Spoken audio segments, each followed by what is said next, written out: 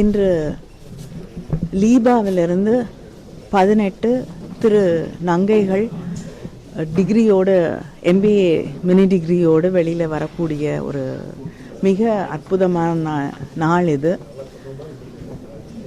கிட்டத்தட்ட 2008 முதலாக தலைவர் கலைஞர் அவர்கள்தான்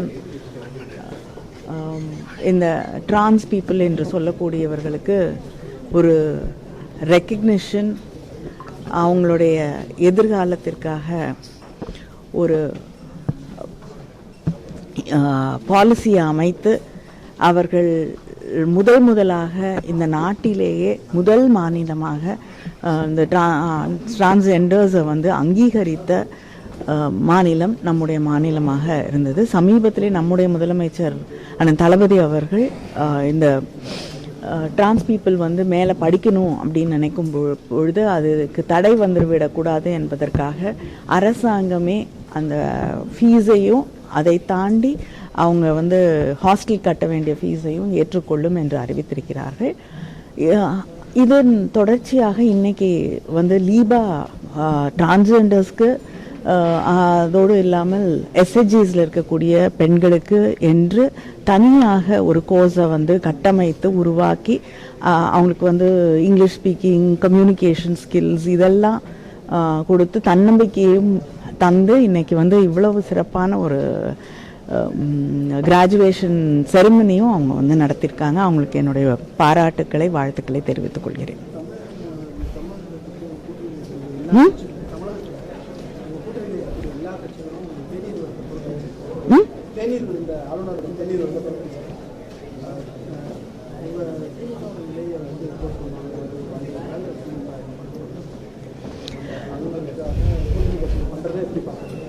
இல்லை, இப்போ முதலமைச்சருக்கு என்று சில கடமைகள் இருக்கிறது.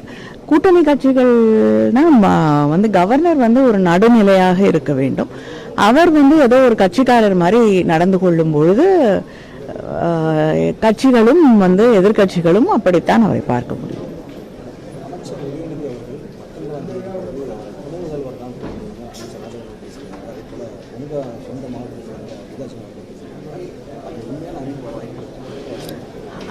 அந்த அறிவிப்பை வெளியிடக்கூடிய ஒரே ஒருவர் முதலமைச்சர் அவர்கள் தான். அதனால அவங்க தான் முடிவு பண்ணணும். என்னங்க சொல்லுங்க.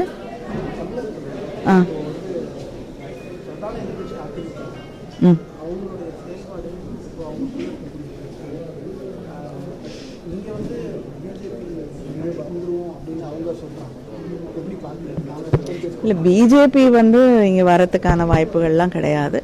அதிமுகவில் இருக்கக்கூடிய பிரச்சனைகள் என்றால் அதை அவர்கள்தான் சரி செய்து கொள்ள முடியும். திராவிட முன்னேற்ற கழகம் அதற்காக அட்வைஸ்லாம் பண்ண முடியாது. இல்லை, ஃபர்ஸ்ட் தேர்தல் அறிவிக்கிட்டோம், அப்புறம் பார்க்கலாம்.